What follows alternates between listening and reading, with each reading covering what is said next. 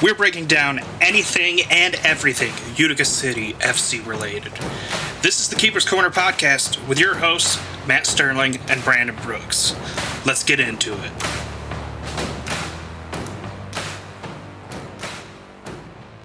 Hello, everybody. Welcome to another edition of the Keeper's Corner podcast. Matt and Brandon here.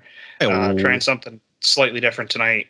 Part of the reason for the delay. Brandon's got it running on his end for YouTube. I'm trying it on my end for Facebook just to see if we can try to be a little bit more inclusive in our broadcast here. Get everyone else coexisting, involved. Co-streaming. Brandon, how you doing tonight? How's your Thanksgiving? Thanksgiving was good. It was hectic as always. We host, so that's always exciting. But I mean, otherwise it was a lot of food, watched the parade, and just hanging out with family, and then shopping the next day. What about you? Well, with Katie having what I had last week, we stayed home and did some ribs, had some mashed potatoes. Yeah. Non-traditional, but quiet. Hey, just because it's Thanksgiving doesn't mean you have to have turkey. Well, she doesn't like turkey, but I love turkey. And turkey. It's one of those things where she doesn't eat it, so I don't bring it in the house that often. She'll eat deli turkey, but if I roast a turkey, not going to touch it. Well, that's weird. I don't understand it either, but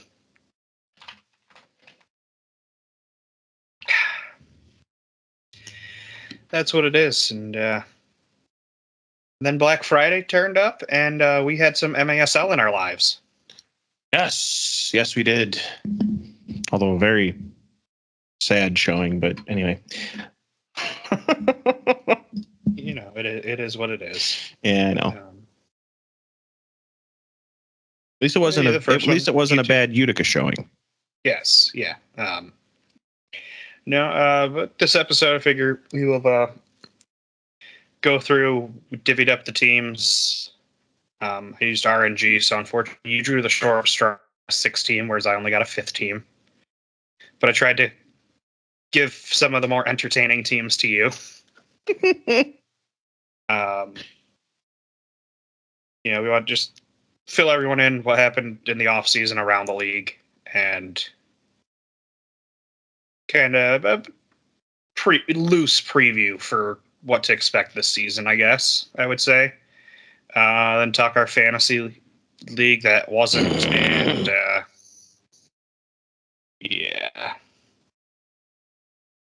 and the playoff announcement that RIP to friend of the pod Jack's notifications on that post he had to make for the league. Yeah, about that. But we'll save that and the patented, trademarked Matt rant for the end of the podcast. I assume probably a good idea. Let's see. Who do we have here? I think I had you opening up, correct? Since you have 6 teams, so it made sense for you to go first. I'm gonna be honest with you. Yeah. I didn't do my homework. Not at all, did you? No. When you said that, I'm like deer in the headlights, like, how do I BS my way through this? No, what did we have? Well, you get to start with an easy one. Chihuahua Savage. Except what was I talking about? A little preview for the season, some off-season changes, whatever. I mean, free agent kind of stuff. What you expect out of them this year? Well, I mean, okay, all right. I can at least I can work with that. So, okay. I mean, first off, when you're talking Chihuahua, you're talking 2-time champs here. So expectations going into the 2024-2025 season are, of course, going to be high because look what they've done the past 2 seasons. They kind of came out of nowhere last season going into the playoffs. Everybody was like, oh man, Monterey's got this locked up. They've been undefeated for the entire season. There's no way they're going to lose. And then they get knocked out. And then Chihuahua just picked it up from there and just ran with it for the remainder of the playoffs. So, I mean, expectations are definitely going to be high when it comes to the Chihuahua Savage. Now, that being said, I know they did have some signings, and I'm just having to pull it up at the moment. I know I feel like I just saw a couple recent ones, actually. Maybe not. Maybe I'm not. Maybe I'm crazy. That's probably accurate. I mean, I've got 3 people on here that, aren't exactly, well, we know they lost one, but he wasn't much he wasn't really a vital part of the team. And that was, Alex Gomez, went to the Baltimore Blast. Yes, he did. I knew I was going to get there. So, I mean, again, that's not a huge hit to them. He played very, very little last season. I think I saw him maybe 2 games, something like that, if I remember correctly. So didn't see much out of him, but other than that, I mean, if you look at the transaction report, there's not much in the way of the Chihuahua Savage. And it's basically, if you look at that, I mean, you're basically saying if it ain't broke, don't fix it. They basically, the only thing that changed really is, Christian Quintana went back to the sidekicks. He was loaned to the Chihuahua Savage in last season, but he left. That's, I mean, there's not much difference there. So in terms of Chihuahua, I mean, like I said, if it ain't broke, don't fix it. There's high expectations going into this season based on the past 2. And, we'll see if they meet or even potentially exceed those expectations. Maybe they're the ones that go undefeated this season and then, trip, fall, and fall on their face at the end. Who knows? But they are definitely a team to watch, as always. I mean, they've proven it 2 years in a row. Yeah, I think they have to be the favorites to three-peat in this, just because they have, like you said, most of their roster's the same. They return a very solid team, same head coach. They'll have Reynoso for the full season instead of just part of it. Yeah, obviously going to be one of the favorites going into the season. And I do believe, if I remember correctly,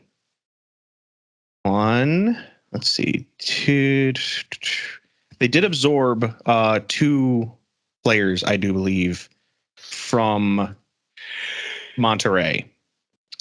I don't know why it's not coming up properly, but I know they absorbed at least one. And I'm trying to pull it up. It wasn't that one. See, this is what happens when you're not prepared, when you don't do your homework.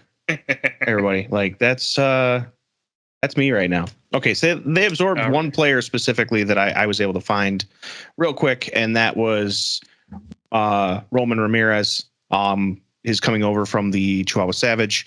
I'm sorry, from the Monterey Flash, which, I mean, wasn't anything spectacular last season. 10 games, 6 goals, 1 assist, but you never know what he might be able to do for this team. And then a couple others that are new to the team that I'm seeing on here anyway is Martin Lara from Baja Atletico, and finally Lionel Alvarez, who is new. Basically, no bio, no stats, no nothing. I tried, Matt. Okay, don't give me that look. Look, you get to listen to me talk, and you can pivot to your next teams there and try to get a little background research in while I'm doing it.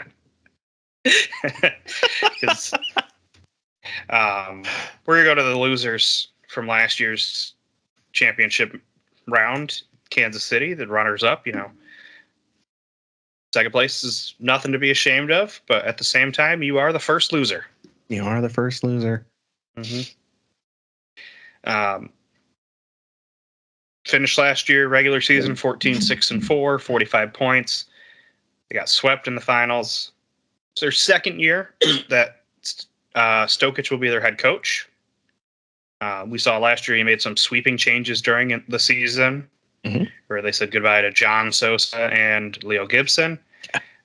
They got younger on defense. They brought back Guerrero Pino, who last played for the team in 2017. He's been in San Diego since then. And Lucia Tetsane, who he broke into the league 2021, 22, and then was traded mid-season 22, 23 to Harrisburg in the deal that brought Zach Reggett to Kansas City. Which has worked out pretty well for them. Played the rest of the season there. Didn't play last year. Don't know if it was just holding out or not visa or some kind of, not able to make those games in Harrisburg or something, not relocating. Yep. Don't know what the behind the scenes was. He is back with Kansas City for this season and has picked up where he left off. Solid start to the year already. He's got 3 points in 2 games. He's a solid two-way player, fast out of the back half. After his rookie season, I was hoping Utica would snatch him up, but, we were going through a coaching change and not signing players until the fall per usual. He re-signed with Casey, and we missed that opportunity. Yep. Beyond that, they've added depth in Marcel Berry. Junior Kazim returns after missing last year due to visa issues. And we already mentioned Zach Reggett, co-Golden Boot winner from last year. He, Rian Marquez, and their captain, Nacho Flores, are expected to lead the offense. Yep. They're their 3 biggest scorers last year. By the end of the season, they'll probably be their 3 biggest again this year. Although, after the first 2 games, you'd be excused for thinking that Leo Acosta might take to the lead. He definitely had a good performance. Sorry. Second year in the league. Big first opening weekend, and their 2 wins over the Ambush. And, we've seen it before. All it takes is that second season, and these guys can really just adjust and adapt to the league and turn it up. We saw it last year with Nilton, going from year 1 to year 2. Obviously, this team's goal is to get back to the Ron Newman Cup and win it all this year. As with most people. Well, there are teams that obviously are all in every year, and there are teams that are all in every few years and then rebuild and then are out of, you know what I mean? They cycle through. And then there are teams that just kind of exist in a perpetual state of misery. Yeah. Speaking of one of those teams that looks like they're going for it this year after not being all in the past few, we'll go across the state on the I-70 series to the St. Louis Ambush. Yes. Easiest thing we can say about them is if you ask most people around the league, these guys, they won the off season, which, it's great on paper. It means nothing once the game get played. We've talked about it. They signed away Hundel, NDI, Frank from Utica. They added Uzi. They added Pollo Cortez as their backup goalkeeper. Jeff Machad joins the team as well. They're able to retain Arujo and Almeida, who are both futsal players. They have that technical experience right there. Yep. But last year, this team was not good. They're 4-14-6, 17 points. They missed the playoffs. I think you saw flashes in the games this weekend. Not enough consistency yet. Obviously, they haven't played together all that long. I've said it before on this podcast / show. I'll say it again, and I stick by it. They need a coach. Yes. Like, this is Jerry Jones trying to coach the Cowboys. He's not a good GM. Why is he also coaching? Throwing money at a problem doesn't solve all your issues. Ask the Yankees. Ask the Dodgers, who it took them how many? They got 2 World Series in this last decade, and one of them was a COVID year that most people throw an asterisk on and don't care. Of course. And the only reason they were able to get there this year is because they threw over $1 billion at it. This is the MASL equivalent. Yep. But if you don't have the depth to carry out that, you have a top half, but they're all getting older. The Tayus both performed well last year, but they're another year older, another year slower, another year out of their prime. Pollo didn't even suit for the team this weekend, so I don't know if he's just going to be there as an emergency or as someone who I think could challenge Paulo for the number 1 goalkeeper spot on that team. They brought it up. Paulo is 40 years old. Still looked pretty solid at times, but it's a 24-game season. It's a physical sport, and it takes a lot out of you. We know that. We saw it at times last year with some of our older players where they just looked winded. Yeah, and it's going to show more and more. As players age. I mean, that's just the nature of it. I mean, you look at the Mike Tyson fight. Yeah. No, but this team needs an identity. And right now, they're just a bunch of... there's a core roster that wasn't very good last year that's still there. Mm-hmm. And they added a bunch of talent on top of it. So how that comes together over the next couple of months is going to play a big role in this. And can they do it fast enough? Yes. I think they'll be competing for a playoff spot. I don't know how high up that will be. Mm-hmm. It's really hard to say with this team because they have all the talent in the world. Oh, yeah. That they brought in. We saw how Frank and Mo and Hundell affected things in Utica last year. Mm-hmm. We saw what Texas was with and without Pollo last year. Yep. Arujo and Almeida, both solid players for their age. But in my mind, this team could finish anywhere from 6th in the league to missing the playoffs. I think they need you can have all the talent in the world if you don't have a proper captain, driving the ship. Mm-hmm. It doesn't do anything for you. It's there was literally I watched both games, and there was a couple times where it was literally right before Kansas City scored. There was 3 of them. It was Uzi and 2 other guys that were just bunched together. It literally looked like an ASO game at times. It was just, crowds going for the ball. And it's just it just didn't seem like the direction was there. So, and I understand that all the talent in the world doesn't matter if you aren't disciplined with it. Exactly. So they've got a ways to go. Yeah, they right the ship. This team is dangerous. Absolutely. But otherwise, you saw it in these 2 games this weekend. The in-game adjustments just weren't there on the first one. They were down 5-0 before the game really got started. They never got closer than 3 goals. And then they came out and they looked good. The off-the-field adjustments happened in between games. Yep. But they got out-coached in-game.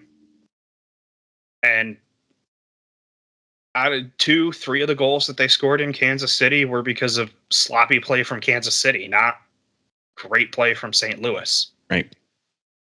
Bad blue card, a bad 6 or too many men on the field card. Just not. Yeah, if Kansas City plays a clean 8 quarters, these games aren't even entertaining. Not even, yeah. Yeah, they have a little bit of time off here to try to work on things, get a little bit more meshed, and it's going to be a long time before we see them in Utica. So who knows how things will look by then? Yeah, I mean, they may end up being that they may be that force to be reckoned with once they get to Utica. Only time will tell. It's like I said, tough one to pick out, but that gets through the teams that have played. Why don't we keep it in the Midwest here and send you up to Milwaukee? All right. So, Milwaukee was definitely a team that made it pretty far last season. They knocked us out.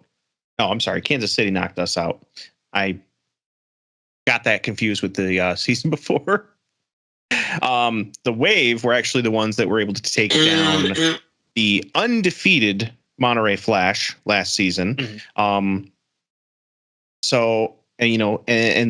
from what I can see, they haven't changed that much. They've changed a little bit. They've added a little bit to their arsenal. Now, they signed one that I actually really wanted to come to Utica. Robert Williamson, one of the, I would say, key defenders for the Harrisburg Heat, ended up getting signed by the Milwaukee Wave. And I think that was a huge pickup. I really wanted to see him as even just a loan for Utica back in last season for the playoffs. And it just didn't end up happening. But he is, this guy last season had 54 block shots for that team, which, that was up there. Just looking at a lot of the other ones. You're looking at 30s, 40s. There's people higher than him. Don't get me wrong. Some 80s, some 70s, but for the most part, he's up there. Like, he was a good defender, and he's fast. As we also know, the block shot is kind of a stat at best. It's a stat at best, but just watching him on the field, he lives up to what you would expect to see from him. So I like I said, I wanted him to come to Utica. I really did. I was really hoping for that. We need defense, and he's a good one, but he went to the Wave. Can't say I blame him. So another one that looks like they took a year off is Ketis Lawal. Not sure how to say it. I did see that, they did not play last season at all for anyone. And they did play for the Milwaukee Wave in the 2022-2023 season. Not much to say. They're a forward with about 11 games, about 10 points on the season. So nothing to write home about, nothing crazy, but another addition to the team. And then, really, Milwaukee is another one of, if it ain't broke, don't fix it. You've got your Cesar Correa, you've got your Derek Huffman, your Ricardo Carvalho, your Max Ferdinand, Ian Bennett, Willie B, Steinwasser, Andre Haynes, so on and so forth. I could go on and on and on. The one thing I didn't see was Marcio Leite. That was one name that has not come up anywhere. So, I believe we saw that Raymond was going to San Diego. So he is another one that. Yeah, they lost Alex Bradley and Ben Raymond on the back line. Yes, I forgot about Alex Bradley. You're right. But those are some big hits to the team. Marcio Leite, he would have been like one of my top choices for in our fantasy, which we'll talk about. I absolutely was looking for him, and I was really like, why can't I find him? So, that was one that I was definitely a bit surprised to see that they no longer had. And likewise, we already saw Ben Raymond and I already forgot the name. Lost the 2 to San Diego. I'm blanking on the name. I apologize. Alex Bradley. Alex that's Bradley. Who you're thinking of. That's Empire. Sorry, you're right. Sir Alex Bradley. Went to the West Coast. Still went to the West Coast, just not to the same team. So definitely lost a couple of, good players for the team. But again, the core is there. I still say that the core of this team is there. They're still going to be a key contender in this season. I still think that. They've been consistent over the previous years, and I could see them doing much of the same. Plain and simple. I don't know. Do you have anything you want to say about them? Yeah, they're a solid team. Ian Bennett fell off a bit last year. Yes. If Leite's gone, it's going to be up to Carvalho and Huffman to create most of their offense. Yes. Obviously, they have a great coach in Giuliano, but they're kind of the opposite of the ambush. They absolutely have a solid coach. Fantastic coach, decent core, but they lost some pieces, and we're not really sure how they're going to mesh. Yes. I get that. I still see them as dangerous. They're making the playoffs. Yeah. Oh, yeah. No question there. I mean, Willie B was literally my number one pick for a goalkeeper. I mean, he has just excelled on that team. He was great in Harrisburg. He literally had a career year last year with Milwaukee. I mean, fantastic keeper, and I still wish we had him in Utica. But no, they're another one to watch. Plain and simple.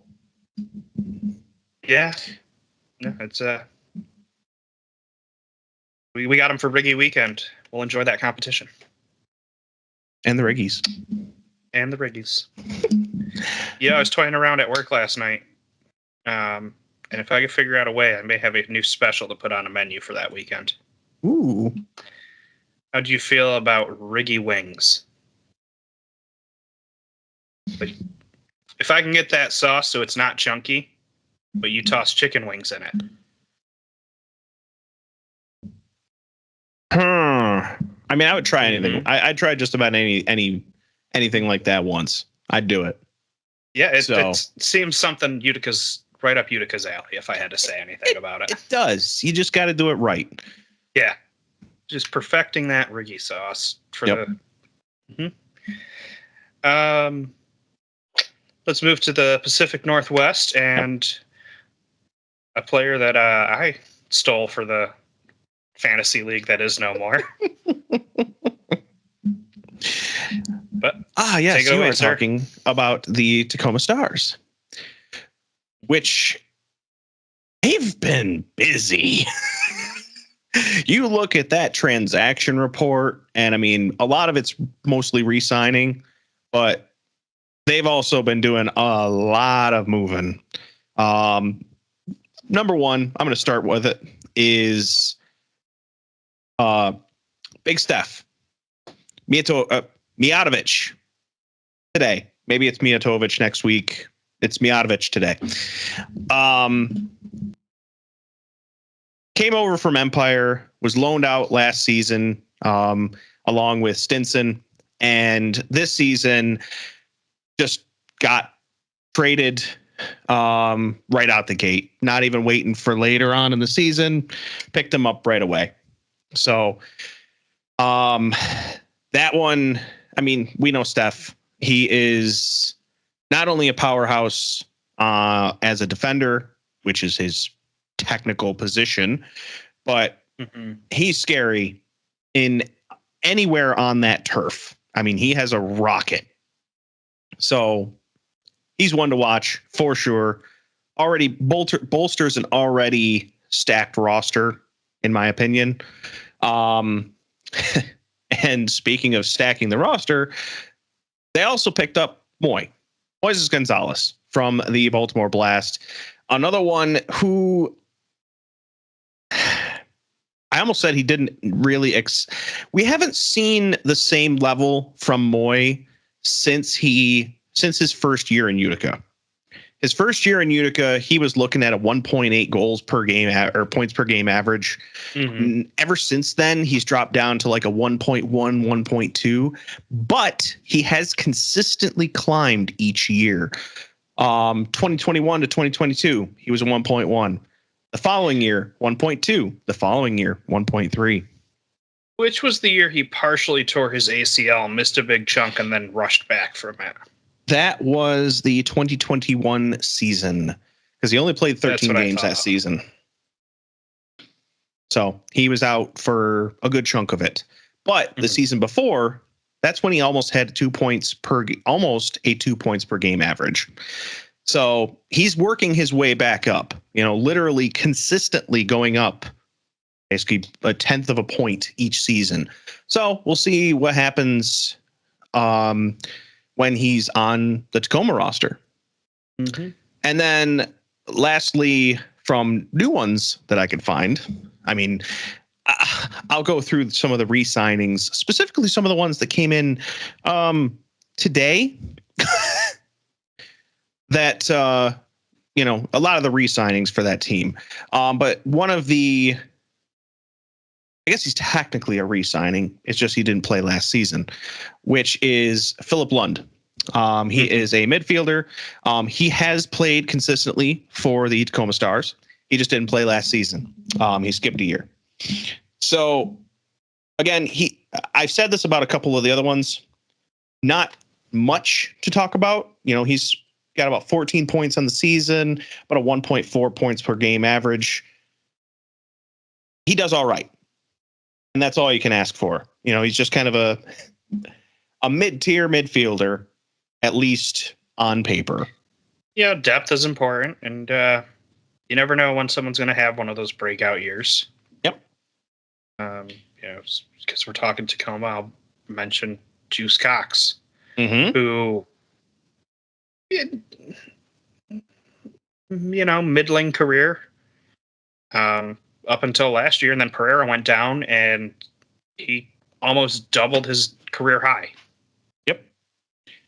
Which, if Pereira hadn't gone down, he was leading the league in like everything. So if he stays healthy and he's on for a full season, no, thank you. No, that's a yikes. And speaking of Pereira, re-signed today to no one's surprise. No.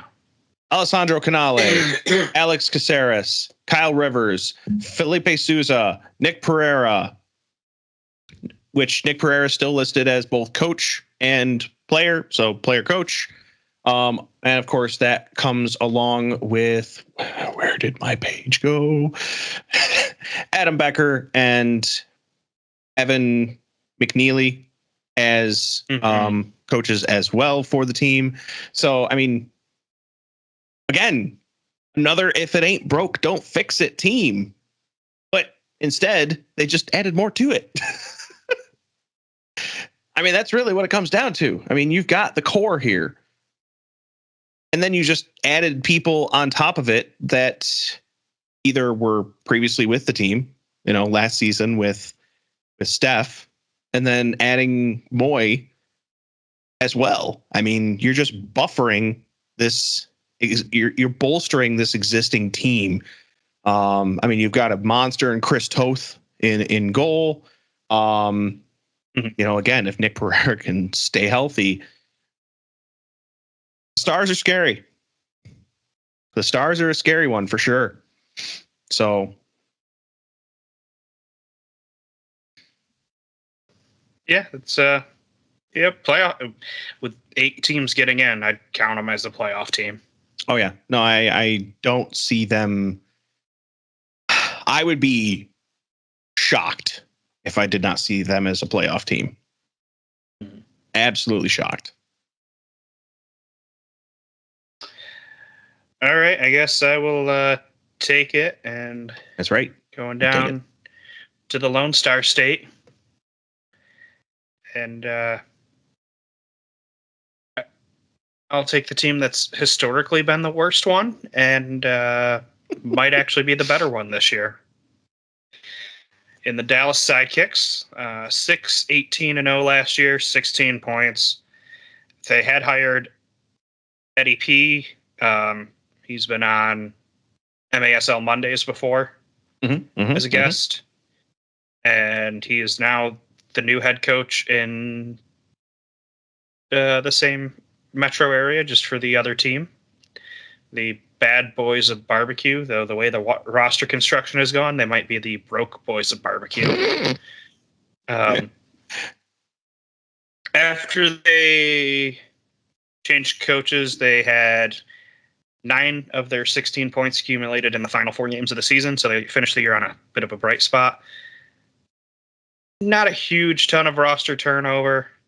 Nothing that really makes you expect this team to take leaps and bounds. Small steps, maybe. But their best players were available in under 75% of games last year in Blas Perez, Jamie Lovegrove, and Christian Quintana, who they had to send down to Chihuahua. Right. So we'll see how they do. Maybe they're a bit more balanced this year. Maybe they were in a decent number of games last year, but if they make the playoffs, it's going to be sneaking in as an 8 seed. You know, they're most likely missing, if I had to guess. I would agree with that.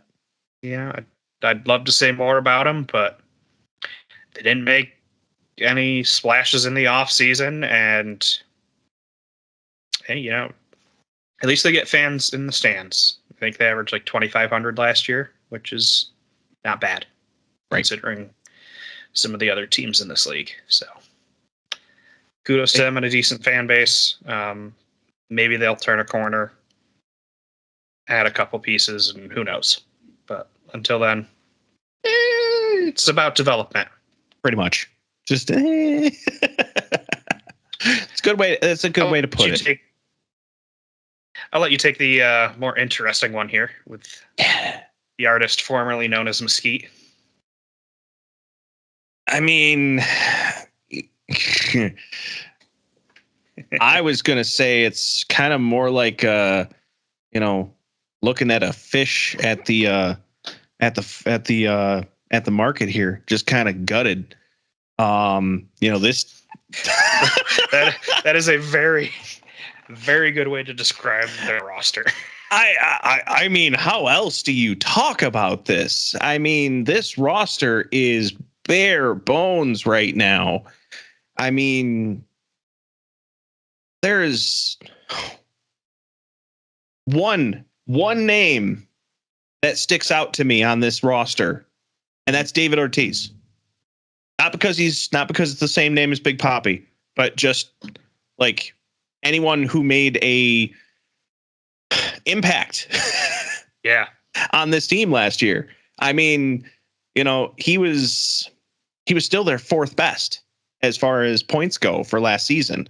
But you look at their top 3 players from last season. Mm-hmm. Those were Vinny Dantas as number 1, which is now in Utica. We'll see how that one pans out. But I mean, he had 47 points for them last season with a 2.6 average. I mean, we basically took their best player. Not even basically. We took their best player on paper. After that, plugging them right into Frank's role. Yeah. After that, you've got Sebastian Mendez, and I believe I can talk about both of them. Sebastian Mendez and Luis Morales. The next 2 got traded to the Sockers for cash. So they got nothing in return. They I mean, both of those had 38 points and 33 points, respectively, with roughly a 2 to 2.5 points per game average. I mean, your next best player, richer and the poor get to not go out of business. Yeah. It's just, I mean, it's really unfortunate that this team is just that they're gutted. I mean, they barely, what is this? 6, 12, 14 players right now on that roster. Yeah. It is bare bones. No, they had a team that for much of last year would have been considered a favorite going into the playoffs. Injuries kind of piled up. They stumbled a bit. And then the offseason happened, and Pollo gets released. All of a sudden, there's a screenshot from an email from the league floating around that the team's being suspended while it's investigated, and every player is being released from their contract. And then a week later, everything's all good again. Yeah. And now the team is just a yard sale. It's a bargain bin for the rest of the league. Tacoma and San Diego both had to step in as minority owners. I believe they either combined to buy 25% of the franchise or each bought 25%. I don't know which. And we probably won't know. There's the announcement, but it wasn't explicit in my memory. For which I think they each combined for 25. So like they each got 12% of the franchise. And that 12% has turned into Andy Reyes for Tacoma, who they then turned into Stefan Mijatovic. Yep. And it's turned into Mendez and Morales. And we know Utica was in on Mendez before this happened. Yes.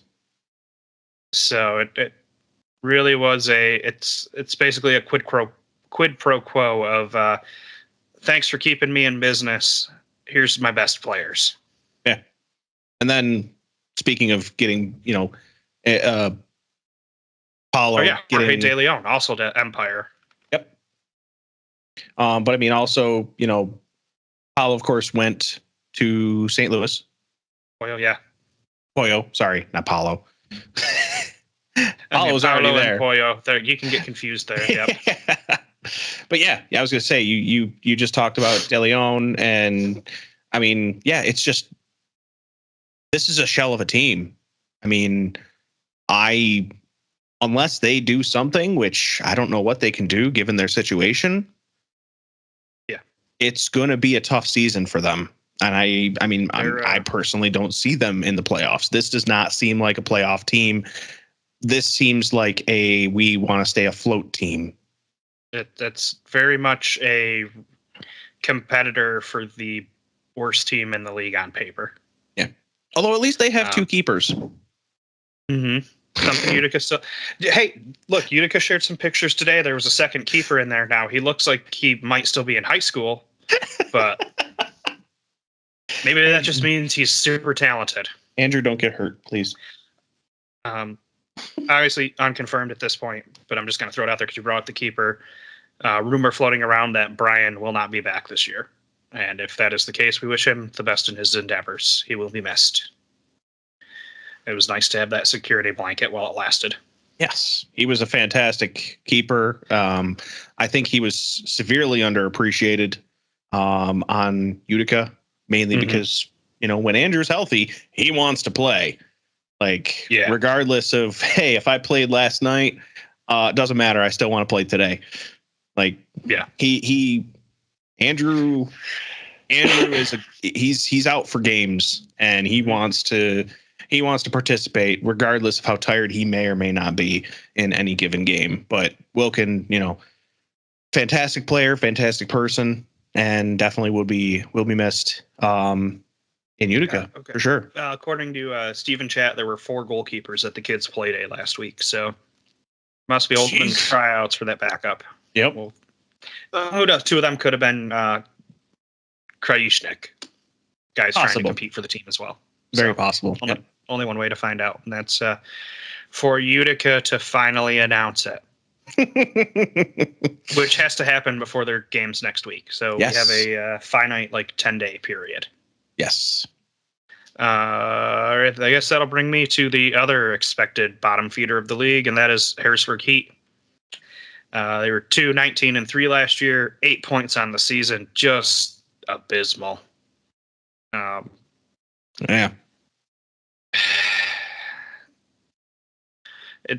I don't know if you've seen it. Dom Francis announced on his Instagram that he had contemplated retirement. Yes. But this is probably going to be his one last hurrah with the team. And as much heckling as we like to give Dom, because Francis is just a good name for heckling at. That's really it. Also, he's the best player on the team, so you want to try to get under his skin. Yep. He will be missed when that time comes. I would love for Harrisburg to do him a favor and just ship him to Utica in the second half of the season. Let the man experience some playoffs. Wow, you add a little more offense to us. You're kind of confident on that one, eh? No, I'm not confident that it happens at all. I'd just love to see it happen. All right, fair.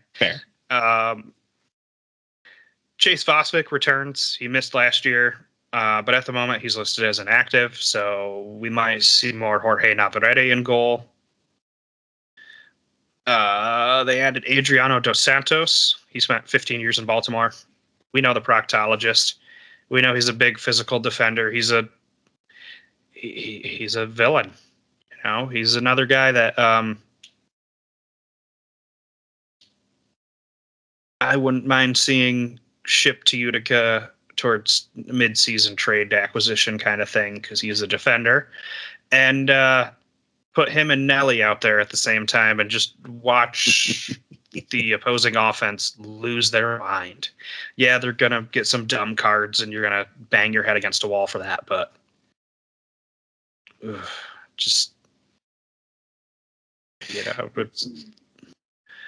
there's still some guys out there that keep that bad boy Pistons mentality, and Dos Santos is one of them.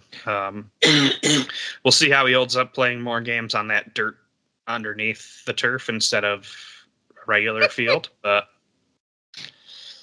is what it is. DePrima is retiring. We won't be able to heckle that guy. I just want to touch on Dos Santos really quick. One thing that he does very well, and it was showcased at specifically the last game in Utica, or the last game against Utica last season. Mm-hmm. He knows how to utilize the crowd to hype up his team. Yeah. We literally saw that at the Utica game, the very last game of the season. I'm pretty sure it was the playoff game the first year in Utica where he scored a goal and was standing on the boards. Yes. And just, yes. I will never forgive him for that. Love the guy as a player, hate the guy as a player at the same time. You know what I mean? Yeah. There's a respect there. Yes, I know exactly what you were doing, and I hate it. I like you to just, you're on the road, celebrate your goal with your team. Don't be a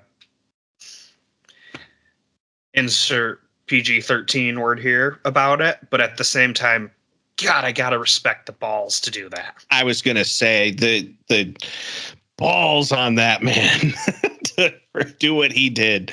Exactly. Cojones, the huevos. Yeah, no, it's going to be another bad year for Baltimore.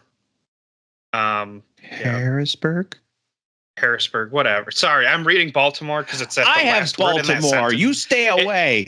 It is the last word in the sentence about Dos Santos. Am I bringing Paul? It's got to be. Look, they're an hour away from each other. They're like the same thing. One of them is a capital of Pennsylvania, and the other one has bubblegum shrimp and Old Bay spice. Yeah, it's going to be another rough year for the Heat.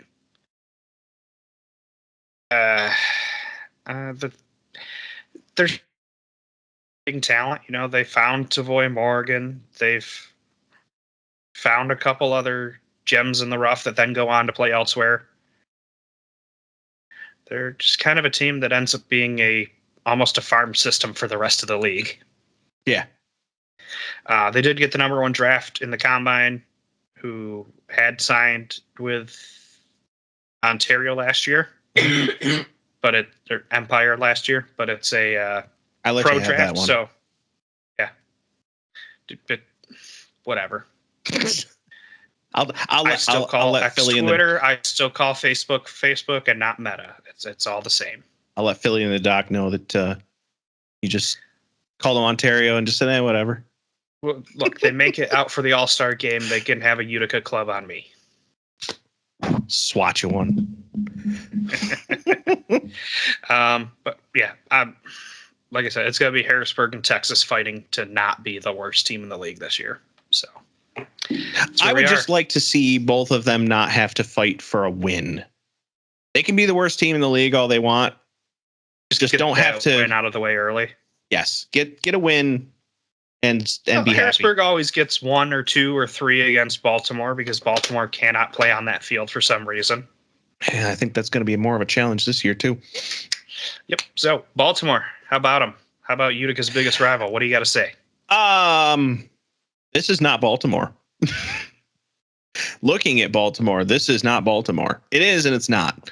You know, you have some familiar faces. Of course, you've got your Mike Zierhofer, you've got your Juan Pereira, your Mello, your Mike Diesels, your Jamie Thomas, your Patrick Thompson that I'm still sad about. Jesus Pacheco, but Quattrell Jones, another one. But you have a lot of new faces, and a lot of just unknowns. I mean, I'm just going to rattle off the ones that I have listed here.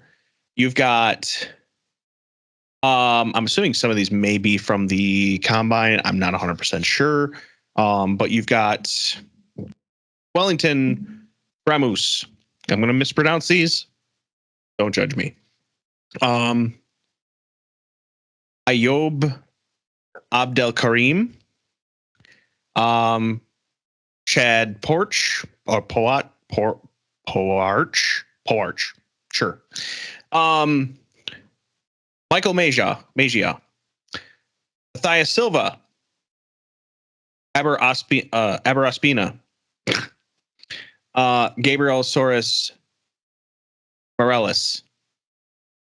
All of these, nothing in the MASL. Nothing. Mm-hmm. No past experience or no, like, I mean, I have no information on them, and you just shrunk for some reason. You are like this now. That's all right. I just got a message on the Facebook stream that apparently they could only hear me, and then I went to my OBS and realized, oh, you shrunk on mine now. Whatever. OBS is weird. Oh my God. Skype is weird. We're gonna make it happen. We're an audio podcast. We just try and we pretend that we can do video.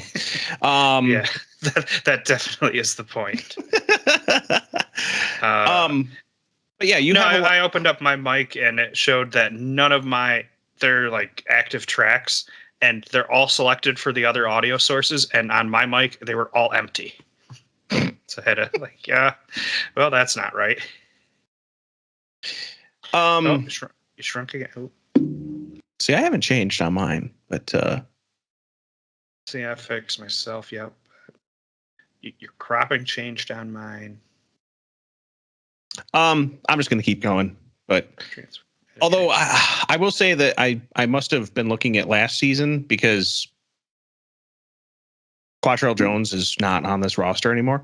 So I don't know why I mentioned him. Which, I mean, he didn't really see much time because Zierhofer was always out there. Zierhofer's kind of the Andrew Coughlin of the Baltimore Blast. But they did take one of ours because they took the one, the only Scott Stanley. I mean, Julian Rodriguez. I had to. let's not hit him in the face. All right, he's already taken enough damage. Let's just not do that. But yes, they did take Julian Rodriguez. Wow, why did my head go there? And they also took Alex Gomez. I know he didn't come directly from Utica, but in his last regular season game was with Utica. The only time he played for the Chihuahua Savage was one game in the 2023-2024 season, and then got shipped off to Baltimore. So they do have two former Utica City guys in Julian and Alex Gomez. And then again, some more familiar faces. You know, you've got Ozzy Anang, you've got Jamie Thomas, Mike Diesel, Victor Pereras, Jeremy Rayleigh, and a new one, which is Alejandro Chavez. Mm-hmm. So it's a weird team. It's not. And of course, I did gloss over that they do have Ricardo Dieguez. So that is a big powerhouse that they have been able to hold on to. I think it's another team. And of course, we unfortunately did see him put a lot of.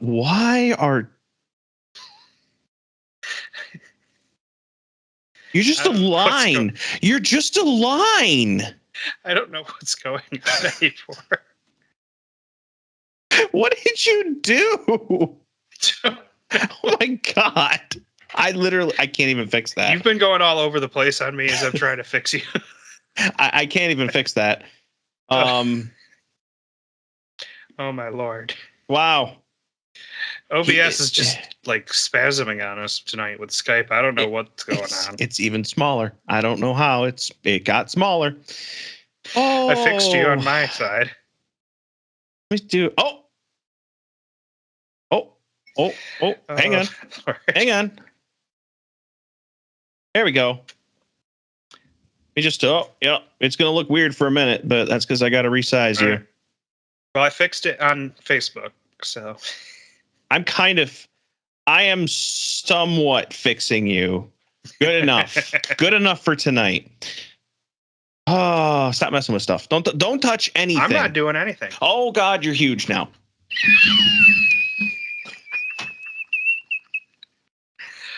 Yeah. I didn't touch anything. I swear I didn't touch anything. Oh my God, you're bigger. I just realized my lips have a lot of color, and I'm like, I swear I don't have lipstick or makeup on. What the heck is going on with the saturation on my end now, too? My God. Oh my Lord. Technical difficulties galore. I thought we were doing good, and then all of a sudden, Shrinky Dinks started happening here. No, that's not what I wanted to do. All right, we're just going to cut off like all of you and then expand this back out. There. Now stay still. Don't move. All right. Perfect. Statue.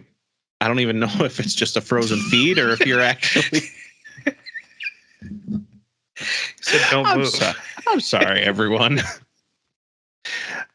Either way,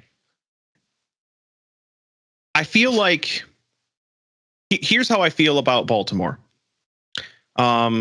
Besides my personal feelings from the past, but I'm going to gloss over that because we're being objective here. Mm-hmm. This has the writing of Utica City post-COVID, where we had a lot of new guys and a lot of veterans that clashed. Veterans didn't want to deal with the new guys. New guys tried to get, wanted to learn from the veterans, but were scared. I could see that because I could see that potentially being an issue. It's the same kind of thing here. It's the same kind of scenario that we were looking at with Utica. It's a lot of new talent and a lot of old talent. And of course, losing some core talent like Dos Santos. I mean, that's a big hit. Losing Moy, another big hit. you were able to maintain some of them. You know, Diegues is a big one. Diegues, you know, and you know, like Mello, Diesel, like I said, ones I've already named. Zierhofer, of course, is synonymous with Baltimore at this point. So I could see them just taking off right out of the gate. You know, maybe they completely subvert my expectations, and the next thing you know, everything meshes right out of the gate. Mm-hmm. I don't necessarily see that happening because that is a tall ask for all these players, both new and old, to just mesh. So it does seem like they've made some wholesale changes, you know, gone. I know that we've been seeing their trend of going younger, faster talent. They were starting to do it last year. It seems like they're really embracing that this year. So I kind of I look at Baltimore as a wild card. I could see them being exceptional right out of the gate. I can also see them struggling. You know, having a similar year to what they did last year, just having a struggle. But I don't know. That's why I say they're a wild card, because there's a lot of unknowns here. So what I'll say about this is the same thing I've said about Baltimore past few years is they need to learn to play on a full-size field. And that's not like a shot at their small field. I know. It's that their tactics and style of play are great for the field that they play at 12 times out of the year at TU Arena. They've had a winning record there every year since they've been there, and usually by a significant amount. You know, they defend their home turf well. Yes, because it's tough for other teams to go there and play on it. But so much of that is more of a sprint because of how small it is versus a marathon. And the league also added the Zierhofer rule this year, where goalies can't throw it in or over 3 lines or anything else like that. Yeah, no, they haven't done that for the first 2 games. No, not at all. Yeah, well, come on. MASL officials knowing the rules. We haven't ranted about that before. You couldn't make a documentary of me just yelling at the camera about it. That'd be a pretty interesting documentary. God, I heard Brian Miller was officiating last night, and I just went, well, this is going to be interesting. Yep. Yes, he was. Mm-hmm. Well, they had 3 on the turf again, so it's more middle-aged, unathletic men getting in the way of play. Just put me out there. I'll be just as biased as some of these refs. I probably know the rules just as well as most of them. And as far as consistency goes, we heard it from Sigic himself when he had Almeida on under review. And Almeida was like, we just want consistency. And he was like, well, this one drew blood, so it got a card. And even though he got smacked in the face on the other one, and it says by the rule book it's a card, we didn't give him a card because there wasn't blood. So, blood. Yeah. No, just... The players are telling you they just want you to be consistent, and you can't even do that. So, yeah. Hey.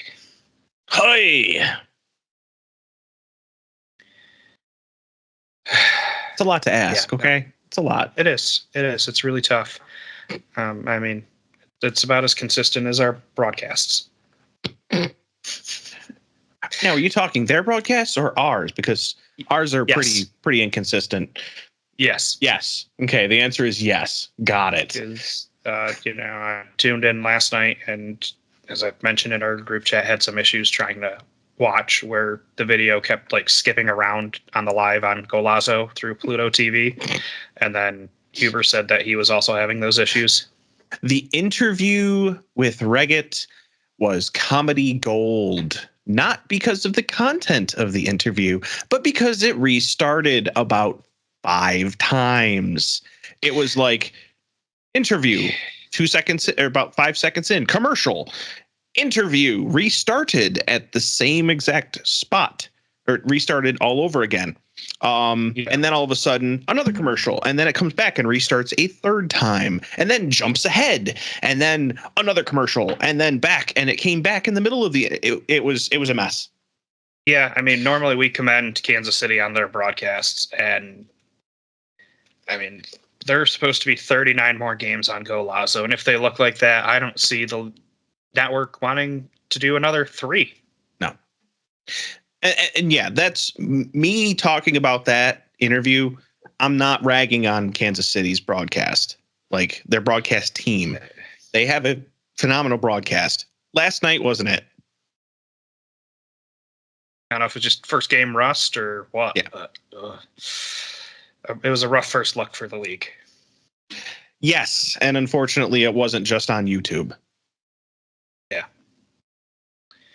And hopefully it gets figured out before Utica's first 2 games are both on Go Lazo. Yeah. See what happens. All right. Let's wrap this up with our last 2 West Coast teams. I'll take the Sockers because I know how much you like Empire. So, Sockers 18-6-0 last year. Fantastic season.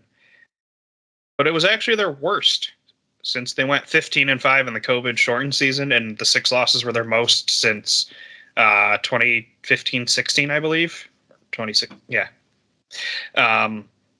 What they've done in the offseason is they've added Ben Raymond, they've added Taylor Walter Bond, Mendez, Morales, Gabriel Costa, who missed a bunch of last year with, I believe it was an MCL injury, should be available for the entire season this year. They're well coached. They are undisciplined, though, as we see they've been involved in too many altercations the past few years. Yeah. Got to get that reined in. And they have a lot riding on this season simply because they have opened their own team-owned arena, Front Wave. I think game day capacity is like 5,000, but for concerts, if they're putting seats down on the floor, it's like 7,500. So it's a decent-sized arena.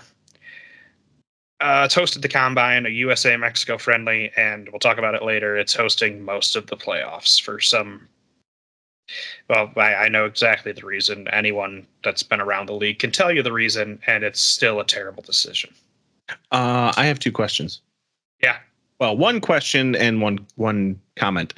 Comment first is, and we get to be the first team to play there. Yep, we do. Second, shame that it's less than 24 hours after Empire, our first game, where it's like 24 hours after our first game. And second, TWB? Taylor Walter Bond? Yeah. Not officially announced, but he's been training with the team on social media. It's all but confirmed at this point. Okay, fair enough. I was looking at the roster. I was looking at transactions. I'm like, I haven't seen that one. I knew that I had heard rumblings, and when you see it, when it shows up on social media official. Yeah. The relationship is all but confirmed. Yeah. I mean, considering we've seen pictures of Mendez, Morales, and Raymond there for weeks. Yeah. And they finally announced it today. Yep. That's Sockers. They're going to compete. They'll probably be the best or the second best team in the West. And then they have home field advantage. The biggest gamble for them is opening that arena, and can they fill it? Because their attendance has been dropping off every year. Mm-hmm. They were down like Harrisburg numbers last year. So they do have a very, I don't want to say rabid fan base, because that's not, I don't mean to say it in a bad way. They have a very passionate fan base. That is for sure. We've seen that both there and when there was a chat on like Twitch chats and stuff like that. They have a very, very passionate fan base. So, I mean, if people show up to the games, then yeah, I think they'll do all right. But yeah, like you said, it's always a challenge to be filling an arena, but I think at least for the first game, definitely the first game, Maybe, the first couple, I think they'll have no problem getting butts in seats. Yeah, I think this arena is like 40 minutes from where the other one was. So that might change things a bit. I know those of us in rural New York, 40 minutes is nothing. Yeah, I was going to say. I traveled 40 minutes to get to work. If Utica moved back to Syracuse, I'd still follow them. Exactly. Yep, same. But for people that grow up in cities, people are like, oh my God, they moved to the suburbs 10 minutes in the other direction. I hate it. And you see it not just at this league, but with every league. Yeah. They're going to be good. They're going to be exactly what we expect. There's really no other way to put it. They're going to be San Diego, and that means that they're going to excel. It's just how it is. They're going to be in the higher tier of the playoffs. I mean, I would say top 4 at least, if not, like top 2. They're going to be up there, and that's it's almost a sure thing. Like, they are an exceptional team, plain and simple. Mm-hmm.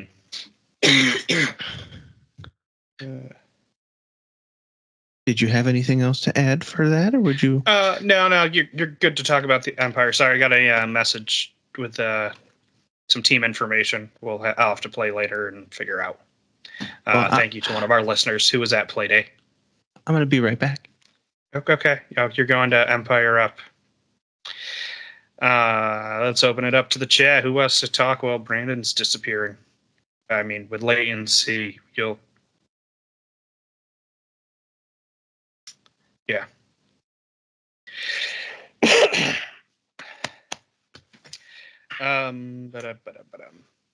Wasn't really fun. There he is. Boo. Brandon's cheating with another team. Boo. I had to get dressed for the occasion here. All right. Don't you boo me. Dum dum dum dum dum dum. And now we're gonna cut that before we get sued. Good call. You just gotta sing it badly enough that they just don't care. Like if we put it in a different pitch and speed it up a little bit, it's like da da da da da da da da da.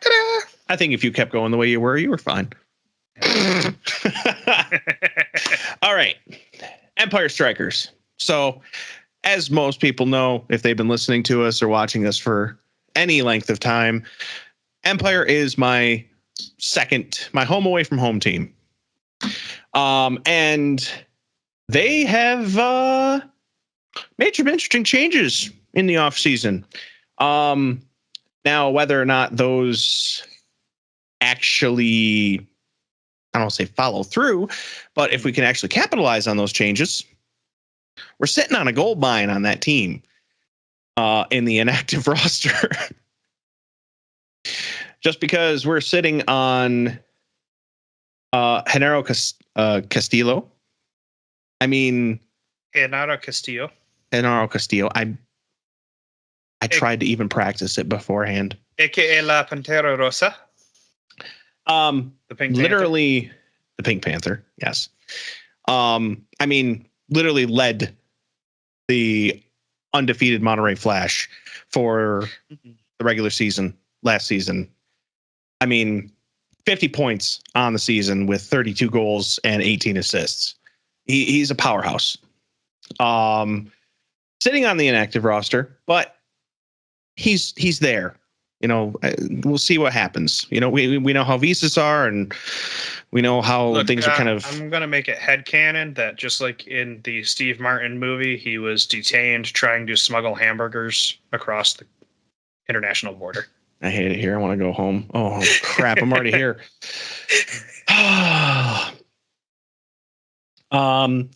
Anyways, still, if we can capitalize on it, if we can bring him onto the active roster, it's a big pickup. Now, I mean, we were able to keep on some key talent for the Empire Strikers in Marco Fabian, Israel Cisse, Mogai, Justin Stinson, Q Swift. I mean, he was coming into his own on that team last year. And honestly, someone that I think is actually one to watch on this team. He's not one that I think a lot of people expected. And personally, I think that's Orozco. He unfortunately had a very rough season last season. Having to kind of try and fill those shoes for Chris Toth after he left and went to Tacoma. And he had it rough. But I think towards the end of the season, he started to come into his own. And I want to see more from Orozco. I mean, I've got one of his jerseys in there, and I of course I want to see him excel. Just not against Utica. They had that gutted defense last year. Now they've brought back Reyes and Berto Palmer to join Israel Cisse. Yep.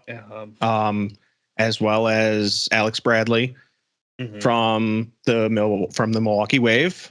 And Alex Bradley. Huh? Sir Alex Bradley. Oh, I'm like, did I say his name wrong? Alex Bradley, George De Leon, of course, Andy Reyes, as you already mentioned. Let's see. We have some kind of new faces as well. There are, I'm going to butcher these. I'm going to get an earful from either, Philly or the Doc. Munir Alami. That's great. I want to be a part of it. Who? Munir Alami. I'm going to have to go to the MASL website just to compare these in my head. He was signed for the 2020. Okay, he signed for the. He signed through the 2025-2026 season. He had most recently played for some 11-a-side teams in Chicago. So hasn't really had much. Hasn't really had anything in the MASL, in the indoor scene there. So, again, an unknown. I'm going to butcher these again. Cairo, or maybe Cairo Oliveira, another unknown, basically a midfielder from Brazil. So he's been on some youth teams. He was on a couple of college teams and the Los Angeles Force and outdoor. So not much there.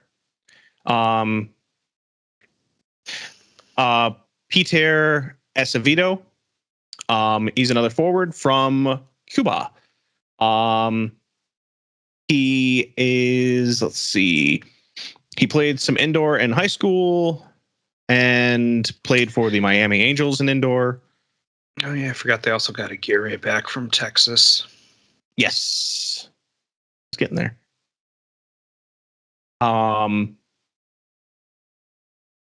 Actually, did I have that one? Yeah. Aguirre was another one that I had on my list. I was getting there. But yes, they did get Aguirre back as well, from Texas, as you said. So, again, more bolstering of the defense that you literally just talked about.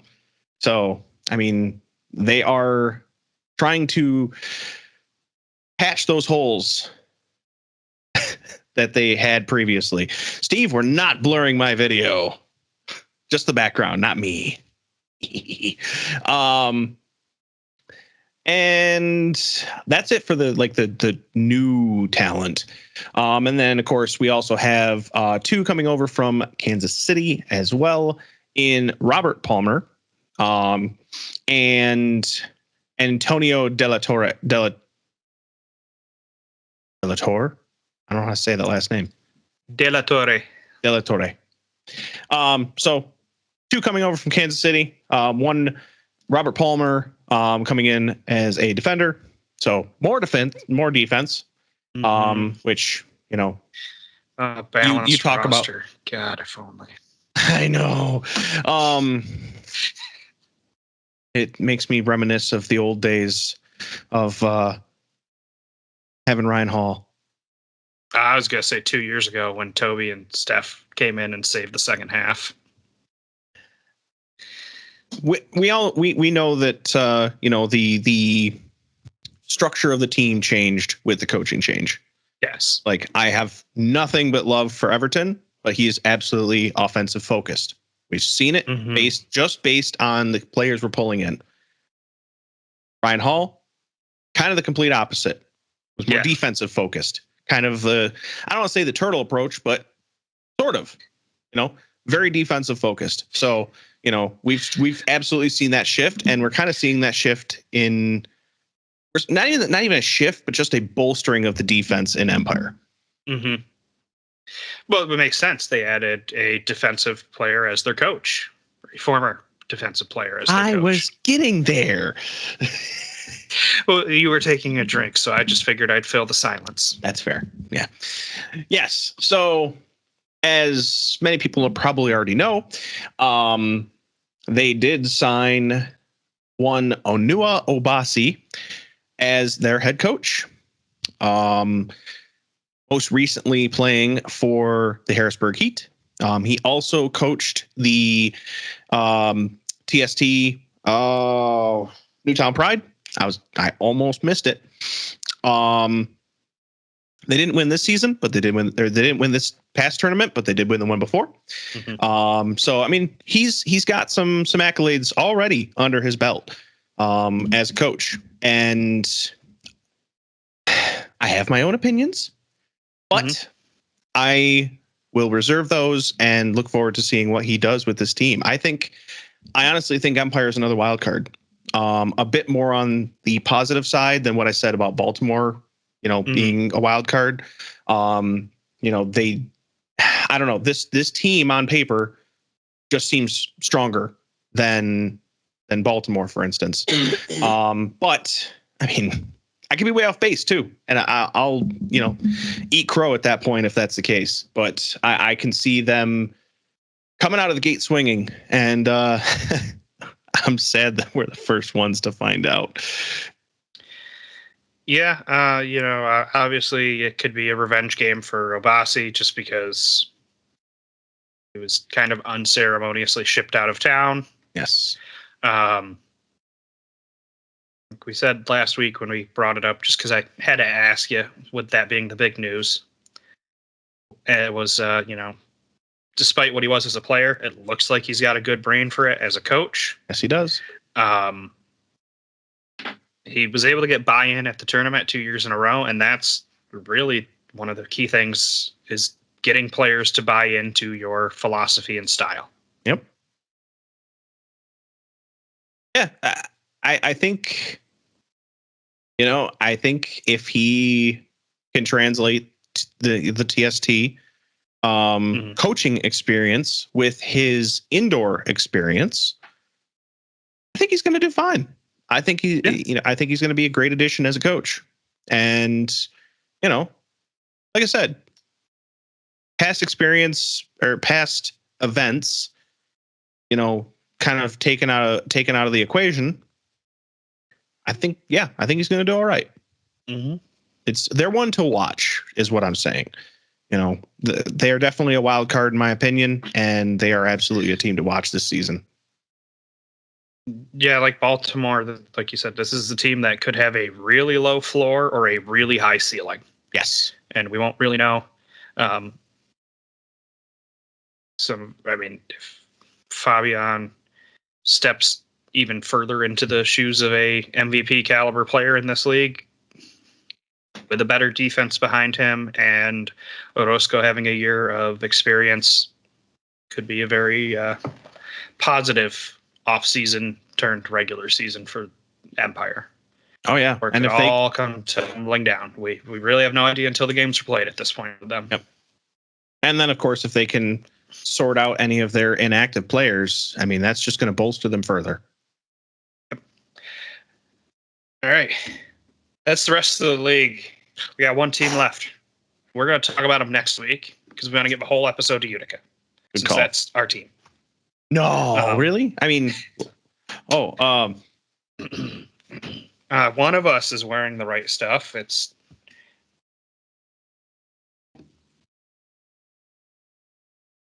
not you. It's still super comfy. Yeah, I've never had a bad soccer scarf. At least this has padding.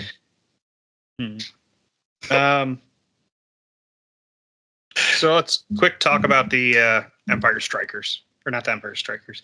Oh, well, yes, but only because they're only involved in this next little bit tangentially, I guess. That was our fantasy draft. Brandon, how would you sum it up? Maybe we share our experience and they fix some things. Hot garbage. I hated every single second of that initial experience with the fantasy iFootball fantasy app. Well, it wasn't an app. The app wasn't even like a thing when we were starting it. No, not even lukewarm garbage. I mean, well, lukewarm, but only if it's been sitting out in the sun for about 10 days and it just had Thanksgiving dinner just sitting in the pile. That lukewarm garbage at that point, yeah, that'd be about accurate. It was awful. First off, the recruiting process was super confusing, at least when I was trying to do it on the app, because there was an app when I was trying to do it. Yep. And the app was terrible. I had to switch over to the website in order to get any semblance of what I was doing. And then what happened? What happened to it, Matt? Where did it go? It's out there. It's in the cloud. Maybe. In the recycle bin. Trash bin, the recycle. It's left this world for another. Yep. It got isekai'd potentially. Spent, a couple hours doing our draft. However much time you put into creating the league. It's nice. Yeah, we had 12 people in it. I will say, from my standpoint, like I tried to do it on my desktop at first. Yep. And didn't get any notice that it had started. So I'm queuing up players, just waiting for like a pop-up notification or anything, like it's my turn or draft order or anything, and got nothing. So I auto-drafted Steph with the number one pick overall, which was wild. Not intentional. I was hoping to snag him round 2, round 3. It was a snake draft, so I figured he would be there.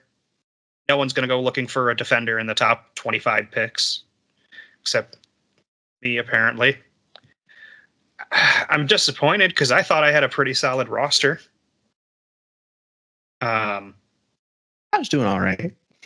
I ended up bouncing between the app and the desktop to make it work. Yep. Like I would queue in the desktop and then pick in the app, because the app would give me notice, but it wouldn't give any like sound or vibrate or anything. Right. So I really had to pay attention. A lot to work on there. But like my roster had Steph, Diego Reynoso, Diegues, Melo, Nilton. I had Paolo as my backup keeper. Yeah. Yep. In a 12-person league where there are only 12 starting goalies and I landed 2 of them, huge steal. Huge. Yep. I mean, technically, I landed 2 of them. Mm-hmm. I landed two starting keepers. I got I had Neto and Orozco. I mean, because I think Orozco is a big wild card for this season. Yeah, I think, yeah. And Neto, if healthy, he was one of the top keepers in the league last year. I know we kind of like, well, yeah, if you get under his skin, he falls apart. But when you don't get under his skin and he has a solid defense, yeah. Although Edjamato, the way he played, looks like he could steal some minutes with no problem. Oh, yeah. I did say in a different conversation with someone, I'm like, this feels like a beta that got out there and shouldn't have gotten. And yeah, it definitely looked and felt like a beta test that was rough and needed patches. And honestly, I don't know if it would be ready for this year at all. Like, I don't want to draft now because we've lost a week. And if you are someone getting a Frank Tayu or a Zach Reggett or Leo Acosta, so one of these guys, you've already lost 2 of their games. I mean, I was almost ecstatic when I saw that Neto was not playing, because I was like, well, I had him starting. He was on my starting lineup for week 1. Like, I was more than happy for the league to not be working at that point, because that's would have screwed me out of my first week for my keeper. I had Paolo starting my keeper, so the fact that it also went down feels pretty good to me, because I don't imagine he put up a great line. No. But I mean, I had, I don't even remember my roster, but I just remember I did have John A. I had, of course, Neto. Because one of the things I had, of course, complained about when we were in the middle of it is I ended up getting a couple of random picks from either Chihuahua or I think it was Chihuahua. They were like, because the budget thing is really weird. Like the fact that they give you like, I'm just calling them MASL wacky bucks. They give you money to recruit your team, which I didn't even come close to the cash for mine, I don't think. And I ended up with like 2 randoms that had like very little, if any, stats from the season before, but costed like almost as much as like Neto. It was crazy. I mean, Neto for me was like 67K, and these 2 were 50K a piece.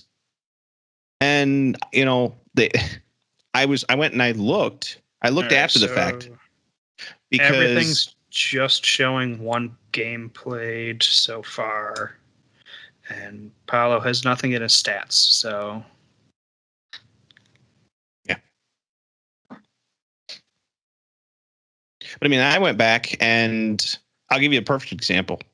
I had those 2 players that I mentioned that were like 50 grand. Couldn't even remember I can't remember specifically who they were. And had very little stats. I went and I looked at Keaton Woods, who had a decent season last year, but 15, 20 points on the board. $5 grand. Just 5K. Yes. Like, just Steph a steal. was a $5 grand defender. Yeah. Like, I'm sorry, who put these numbers together? It was wild. So there's a lot of fine tuning that needed to happen. And like, I had queued up Robert Palmer to be the last pick of the draft. Yeah. And then I closed out the app and the auto pick didn't go through. It went with some other rando for some reason. Yep. Just a lot of, if this gets like, polish it up for next year, there's promise. Yes, there is. Or even, a mid-season release, like after the All-Star break. But I don't know if the website and the app need to be open to the public for this at the moment. No, I think like you said, maybe have a formal beta test. Yeah. Just have some people from around the league, Yeah, we'd love to beta test it. Yeah. Because we already did. Yeah. And it didn't, and it failed. Yeah. But no, like, seriously, like it has promise. It could be a good app. It could be a good experience. What we experienced was not good. And it left a sour taste in probably, a lot of all of our mouths, just with how bad it went. I had we had bid the 12 spots, hadn't gotten anyone to fill it before the draft. So I reached into the Fantasy Football League that I'm in, and was able to get someone to join. Guys, never heard of the league, never watched it, but was like, okay, where can I watch these games? I want to follow. I want to check my players. How can I check stats and all that? Yeah. And now I have no idea if he's even going to follow. It was something that was giving him a reason to care about the league. Yeah. Yep. And and then of course that brings in more people watching, even if they're just watching for fantasy. I will say one of the things that I've heard is this is not the only thing in the pipeline. The person that my source, is involved with the league. Not my usual source, but someone that I trust to give me good information. It's in the pipeline. There's got to be a lot of work done into it. But the league is working to try to get, whether it's FanDuel or DraftKings or one of those, to do a daily fantasy sports. So like you'd set your lineup for Saturday and then. Yeah. Which I'd be okay with that. Gambling's not for everyone, but if they're offering like 25-cent lineups, who cares?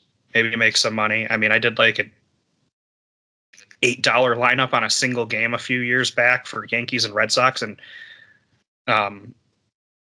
lucked into second place and made like $2,000 off of it. Yeah. Cool. Sweet. Awesome. I've never had much luck for fantasy leagues. We do an NFL one every year at work, and I was in it for a few years, and I came in last one year. You know what the last prize was? Mm-hmm. A fantasy football for dummies book.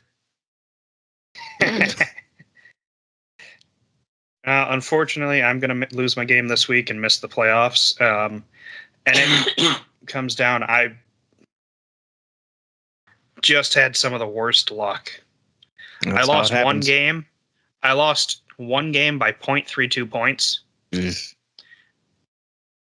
the reason I lost it is because the team that had the lead just had to get one stop to turn over the ball and would have had the ball back with like 4 minutes.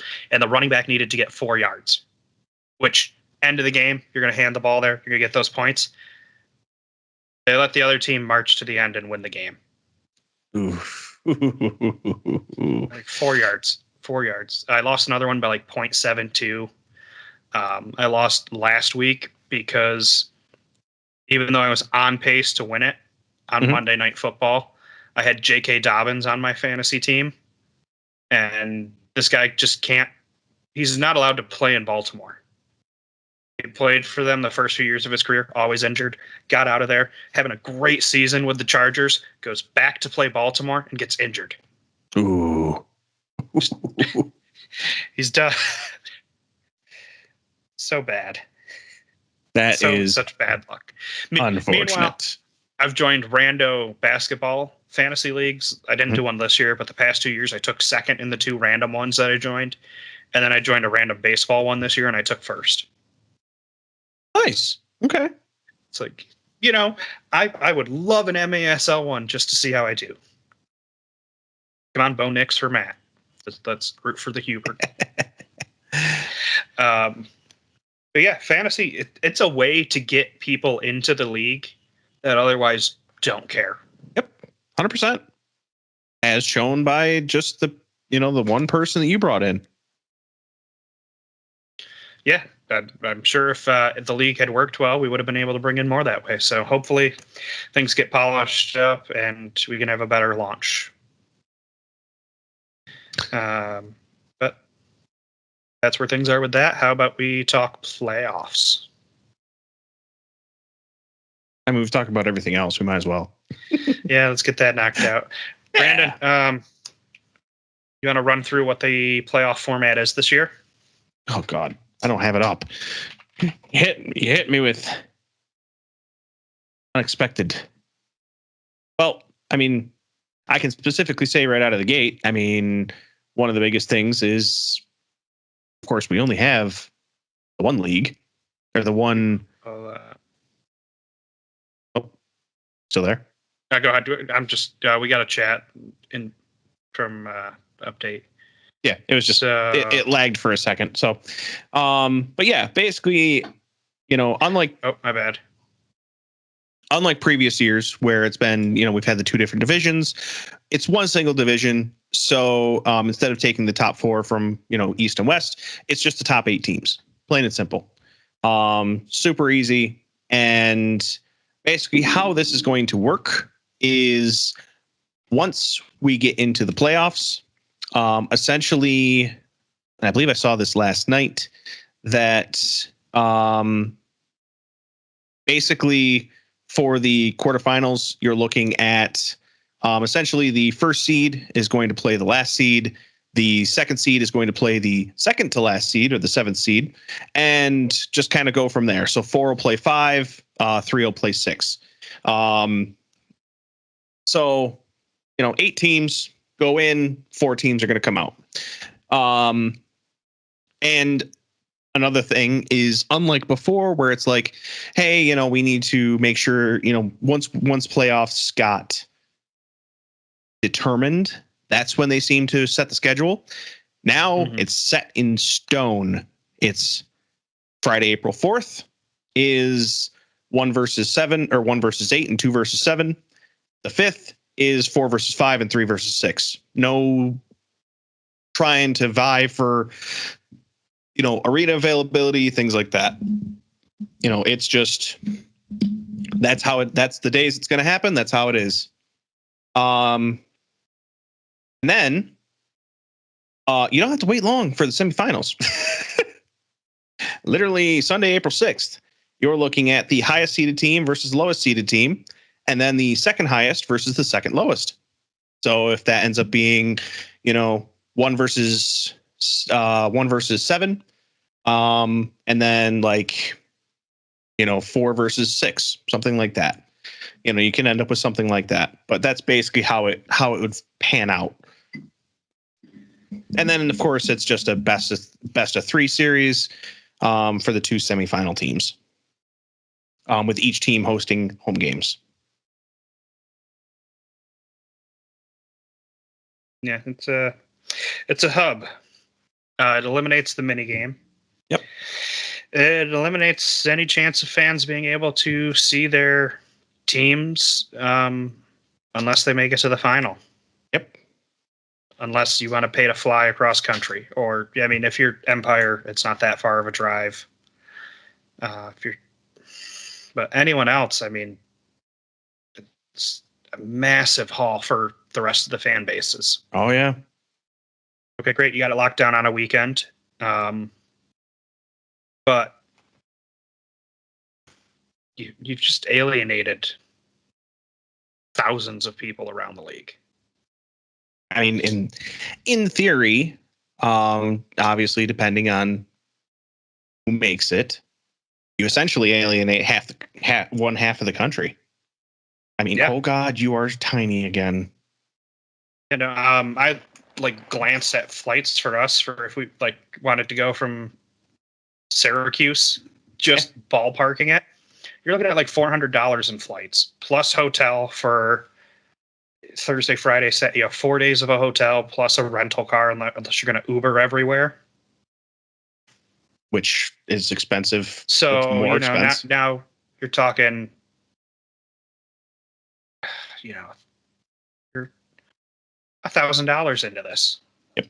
Plus tickets. Meanwhile, if I wanted to watch a home game, it was $25, $30. Free parking at the odd. Not something we've always enjoyed, but no, not originally. But since the upgrades, the parking's been free, and I love that. Oh yeah, same. I think that's I think it's definitely nice because then you don't have to make sure you have cash on you when you come to the odd every single time. Mm-hmm.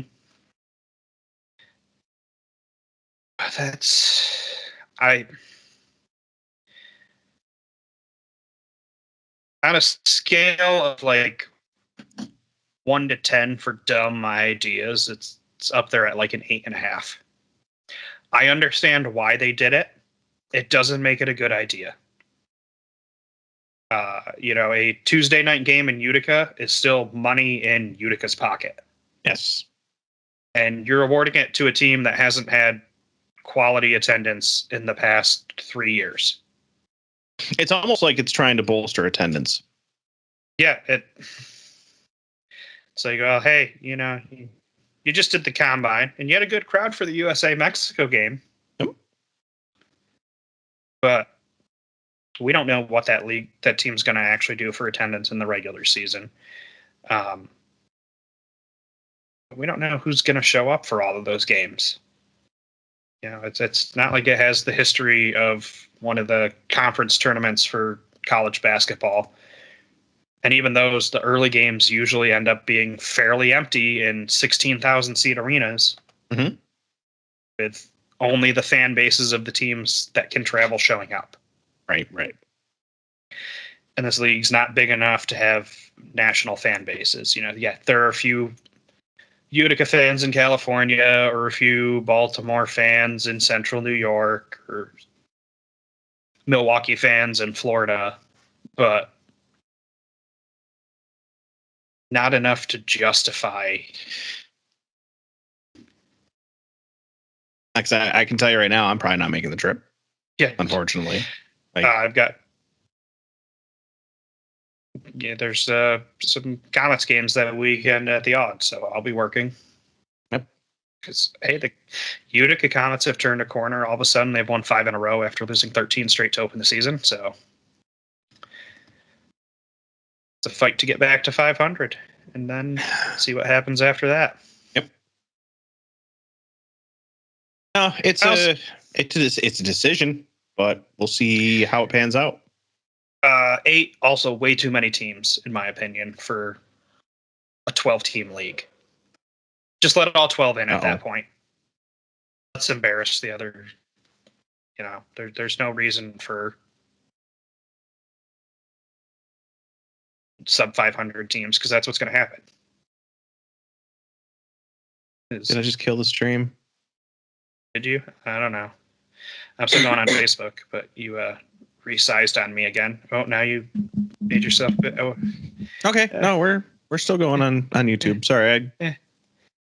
Oh yeah. No, my OBS is currently. Oh nope. Yeah. YouTube might have died. Oh. Because my OBS froze. Because I was trying to resize you again. I'm also trying to resize you.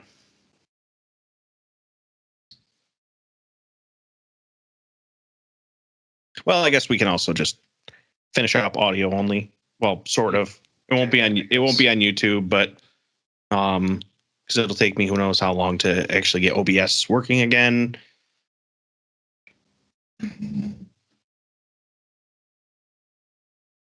Oh yeah, my OBS crashed right out.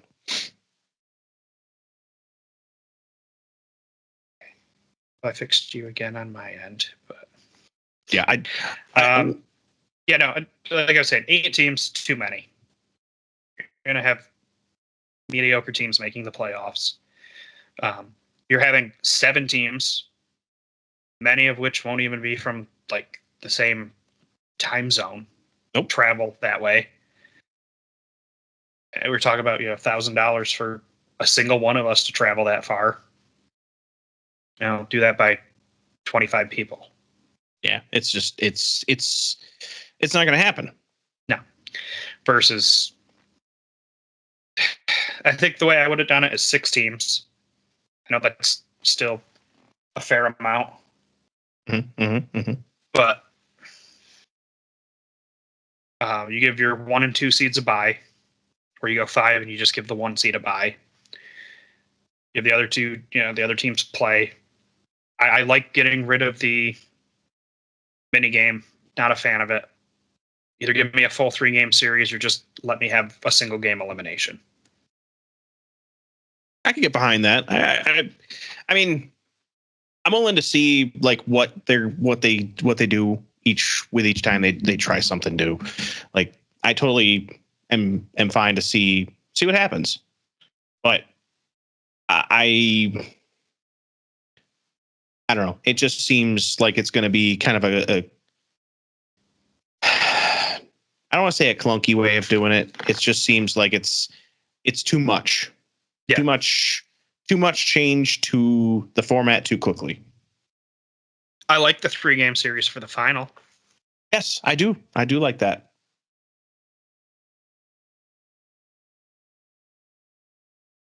It's been I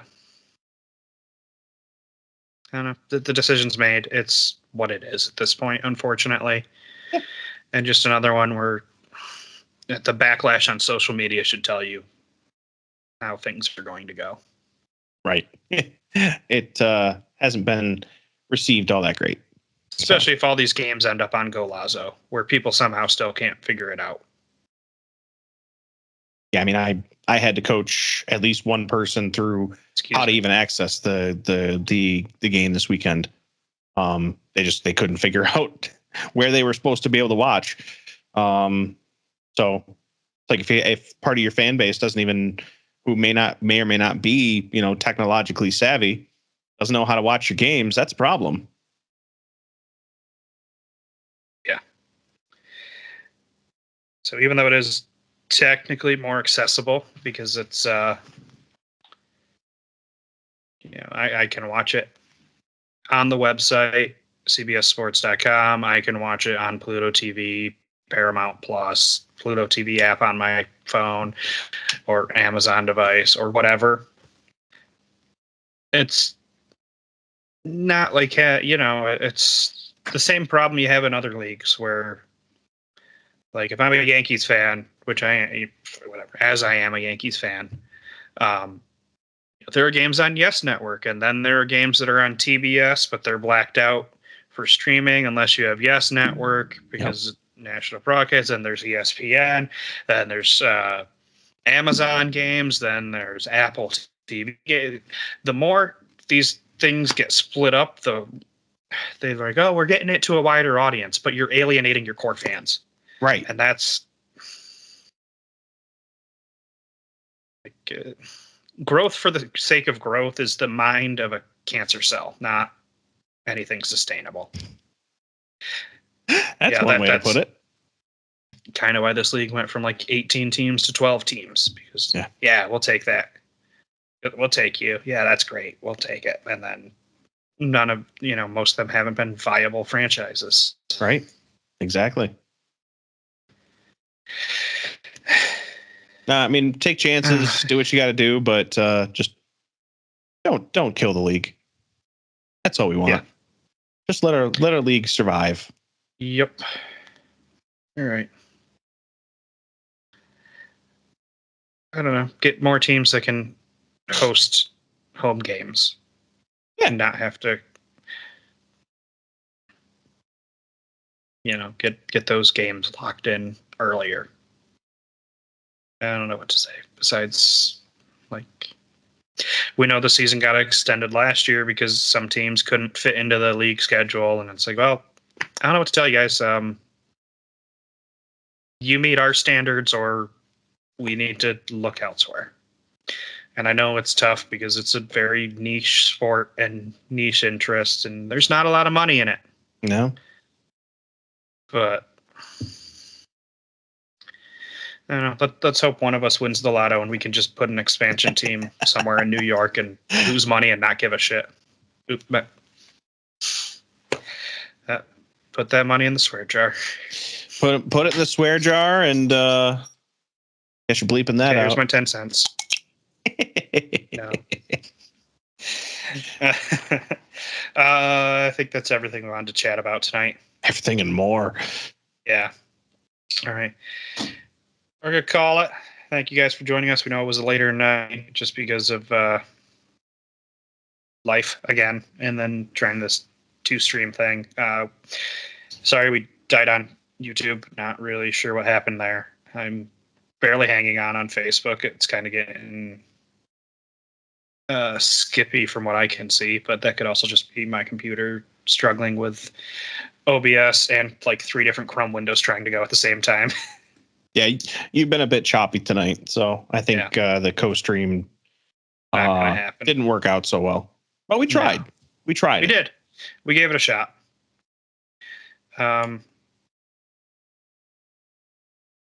yeah. Till next time, like and subscribe on YouTube. Follow us on Facebook, Twitter, Instagram, Threads, TeePublic sale doing their thing. Get your stuff before the season and Christmas. Hey, man. You got anything you want to add, Brandon? Sogs. Just as one? Always. Did you want to share your team name from the Fantasy League? Oh, yes. The soggy corn dogs. Yep. I thought it was good. I thought it was creative. I liked it. And then it got destroyed. I think it was just the Thanos just gone. Yeah. Okay. My stomach is telling me that I need to go eat something, so we're gonna call it right there. Thank you guys for joining us. Have a wonderful night. Next week we'll do a Utica only preview. Until then, let's go City. Thank you for listening to the Keeper's Corner podcast on whatever podcast app you use. Please make sure to hit that subscribe button so you never miss an episode. If you'd like to interact with us, you can find us on Facebook, Instagram, Threads, and Twitter or X, whatever you prefer to call it. We have a TeePublic shop where you can get UCFC player swag or help support the podcast. Thank you. We appreciate it. And one last thing, go Utica City.